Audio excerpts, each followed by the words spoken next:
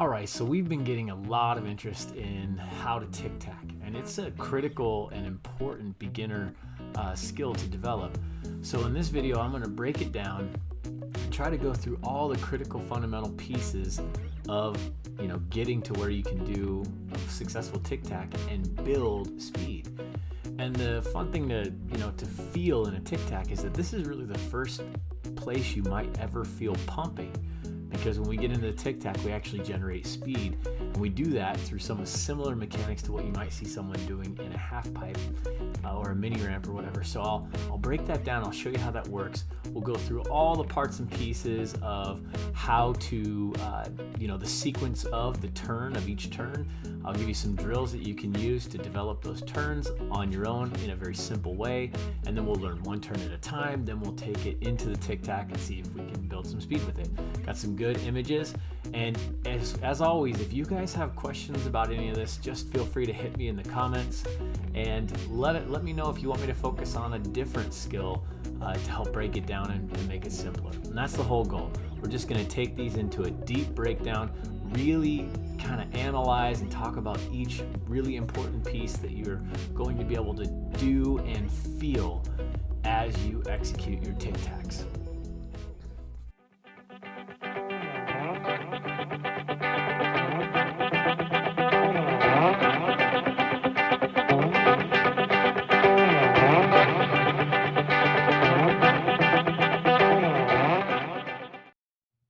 Okay, so let's take a look at just a very basic and relatively introductory level series of tic tacs. And I'm going to walk you through all the parts and pieces. Just let this play here for a second. And notice I start off with just a really slow push, just a very gentle push, just to get a little momentum going. I think it helps to have a tiny bit of momentum. And of course, you can always learn these things through trial and error by just kicking back and forth, but there really is a good process. And it starts with understanding what you have to accomplish, because then you can go back and learn all the things that you need to know, one piece at a time. And that's the beauty of learning in a real methodical approach. Okay, so the first move I'm going to do is I'm going to get low. So I'll get a little low. Then you'll notice my core actually starts moving towards my heel side edge. So the key, there's a few things that have to happen. They're really simple and you can see them. So this part of my body here, let's do this. This part of my body right here is my core. Now that has to move, in this case, this direction to help my board tip this way, right? As well as this creates momentum moving in that direction of travel. And it's so important that you start building momentum, because what we're going to do is we're going to translate one movement, and that's energy, and we're going to transfer that into basically the wheels so that you start rolling forward. So first key to creating movement or momentum is to move the core toward the edge that you want to turn towards. So this first kick turn, I'm doing a front side kick turn, then I'm going to go tic tac, I'm going to go back to my toe side to a backside kick turn. So we get the core moving across, the board will start to tip, the shoulders will begin to rotate. So you can watch the line of the shoulders right here. They should begin to rotate again towards the heel side, towards my heels, into that front side turn. And then we're going to see a really important move. Okay, so let's watch and see if those things happen. Go ahead and kill this. I'm going to back this up just a little bit. Okay, so now you can watch for all those critical things to happen, right? So I'm getting low. My core is going to start to shift back right about here. There you go. You can see the board begin to tip. That means the core is shifting this way. We're getting weight and pressure here. The shoulders are going to begin to turn and open up that way. And then you're going to see this really important move. There's a little extension of the ankles here, knees, and hips.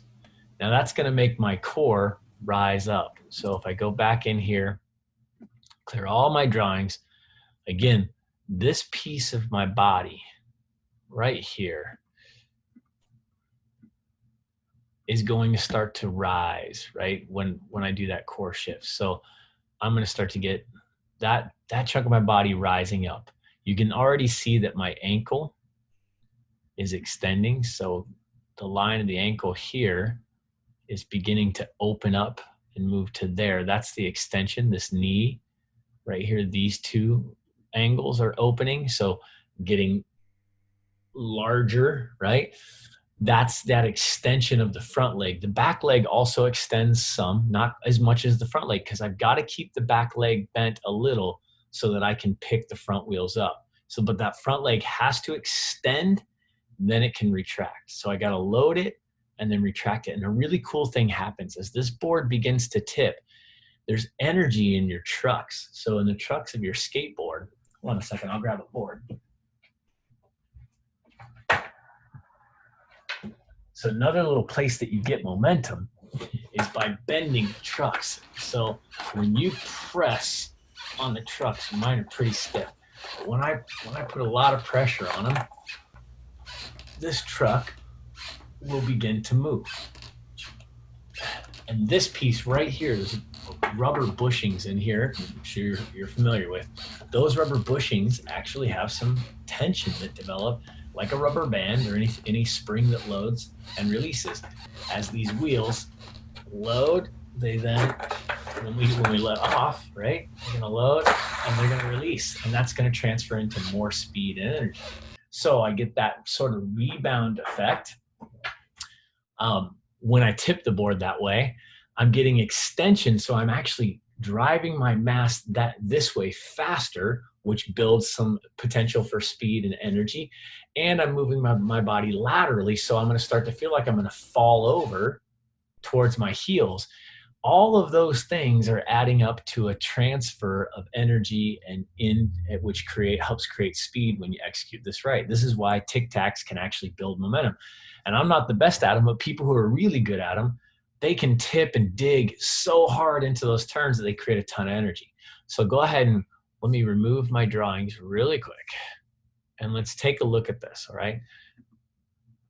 So watch it coming back. Now my body's gonna move across. There's that extension.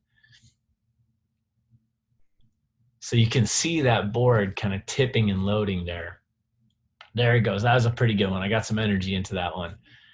Here it is again. You can really see it rolling, building that energy. It's like a little springboard. Every time I tip that board, I'm creating like this springboard effect.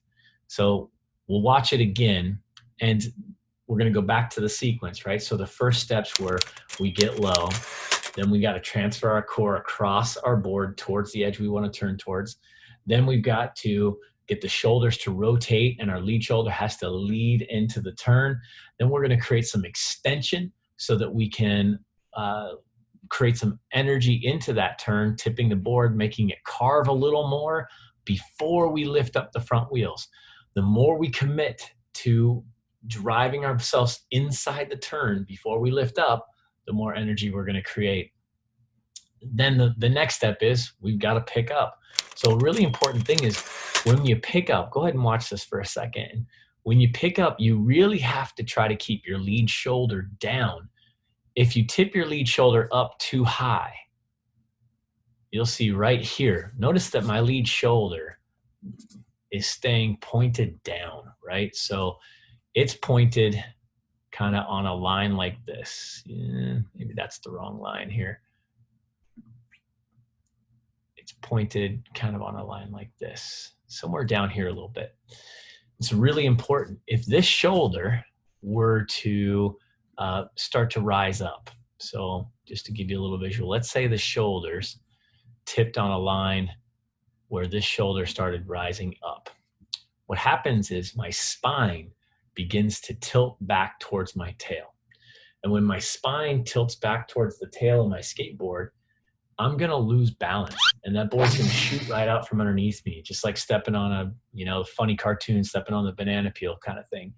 When that happens, you're not going to be able to transfer any of that energy into the turn. You're going to lose balance, you're going to lose speed, and it's just going to feel awkward. You won't move forward. You'll just be recovering. So remember, keep that spine tilted forward towards the nose of your board as you lift up. And if you watch right here, you'll actually see it happening.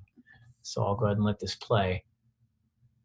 As I pick up, notice that shoulder just stays down. It came up a little there, but still staying relatively down. Here's a good one. Let's see. Shoulder stays tilted down. So how am I picking the board up? That's the next question. Let's watch it back through again. You're going to see that I just simply lift or retract my front knee up a little bit. So all I'm going to do is just suck that front knee up a little bit, just a little. And it doesn't take a lot. I'm barely doing it at all. And I don't have to tip way back on my back foot because I'm already, as I extend that front leg to pump a little bit, I'm going to be on my back foot just enough. So I'll create just enough leverage. My lead shoulder stays down. That way, when I put the board back down, I'm in position to be balanced and stable and repeat the process. Because if I'm tipping way back onto my back, on my tail, every time I land, I'm going to be out of balance. I won't be able to transfer across the board and repeat that sequence of moves. So if we go through the steps again, right? Slow roll, right? We'll just walk through it. So you get a slow roll going. Then you're gonna get low. Then you're gonna transfer or move your core towards the edge, right? Then you're going to tip the board and feel the truck start to load, right? We want to feel that energy building, kind of that springboard effect, right? We're going to get the shoulders rotating in the direction we want to turn towards. Then we're going to get that extension, right? So we extend the ankles, knees, and hips to create that little bit of a pump effect, right? Once we get that pump going, then we can start retracting that front knee up just a little, and we can start lifting those front wheels off the ground and allow the board, the hip, and the hips to follow the shoulders. So if we lead effectively with the shoulders, so look where we want to go and point the lead shoulder where we want to go, then we'll be able to pick that. When we pick up, that the board and the hips will just follow. And if you watch very carefully, I'll show you exactly. I'm about to turn to my heels. So let's look exactly where I look with my eyes as I go into this.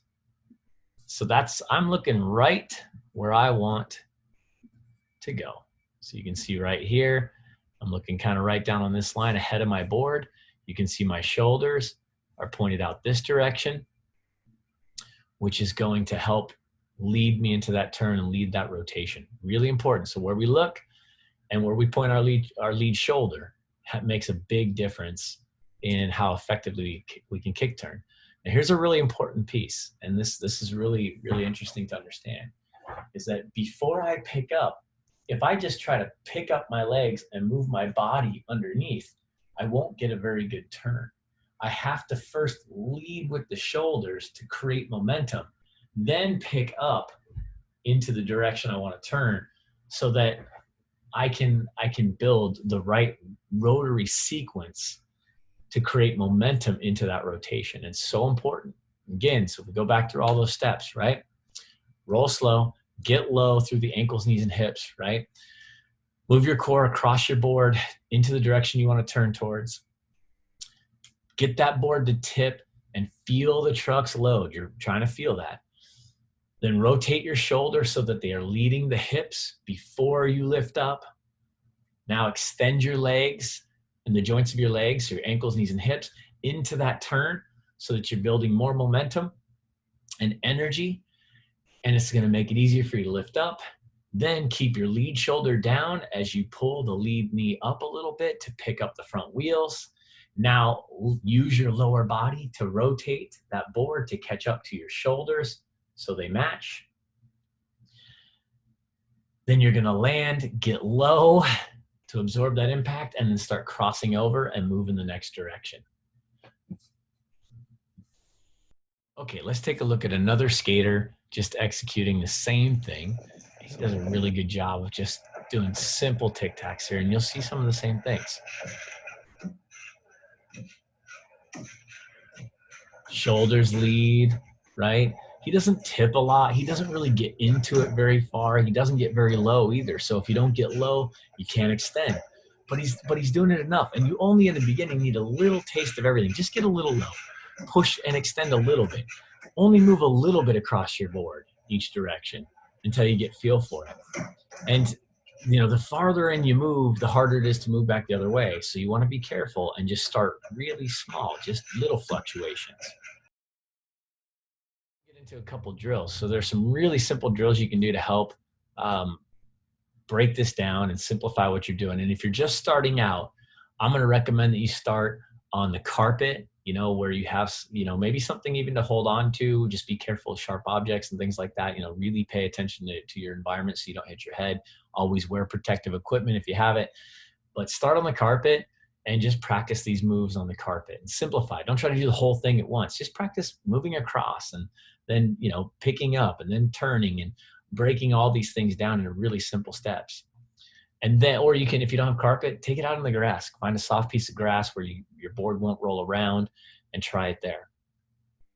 After that, you'll move into these really simple things. I call them kick turn circles or kick circles, where you're just going to go in one direction. So you only have to turn one way until you can do full circles all the way around.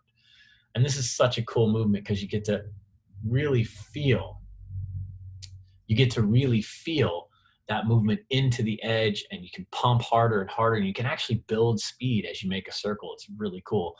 When you learn that front side and back side, then you're ready for, to take it to those kick turns where you're going back and forth, right? And just take your time getting feel, and maybe practice going hard to one side and then gentle to the other, and then hard to the other side and gentle to the other. So it's just, you get a hard one and a soft one, or a hard one the other way and a soft one. Just mix it up until you get good feel for what you're doing with your kick turns, because these things, maybe this is one of the most important moves you learn, because it's going to lead into turning on ramps and bowls. It's going to help. It's like a lifesaver when you get in a bowl, or you're headed up the transition of a ramp and you get stuck. Even if you're trying to carve across it, sometimes you lose momentum and you get peaked out. And you got to have that little kick turn in there, and you got to know how to commit to the edge back down in the tranny. So these are all really good things. Plus, again, like I said, this is where you're feeling the beginnings of a pump.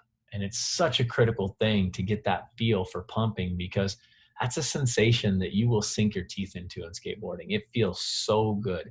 It feels like you are the master of your little universe for a second, because all of a sudden you just created speed like magic. But it's science. It's just physics. And when you execute effectively, you'll start to really feel this. And when you learn how to pump transitions, if you're new to that, that is maybe by far one of my favorite sensations in skateboarding or any board sport. It just feels so amazing to feel that acceleration that you get from the work that you're doing. You put something in, you get something out. Pressure builds up, it like loads, and it releases, and it turns into something really cool. All right, our goal is to help you learn how to skateboard and understand more about skateboarding. If this video helped you, be sure to hit us up in the comments below and tell us what you'd like us to focus on for our next video. If you enjoyed this video, be sure to give it a like, and then subscribe to our channel and tell your friends all about us. If you'd like to learn more about the United States Skateboard Education Association, please visit www.ussea.us, where you can learn more about how to skate, learn more about helping others learn how to skate, and become a certified skateboard coach.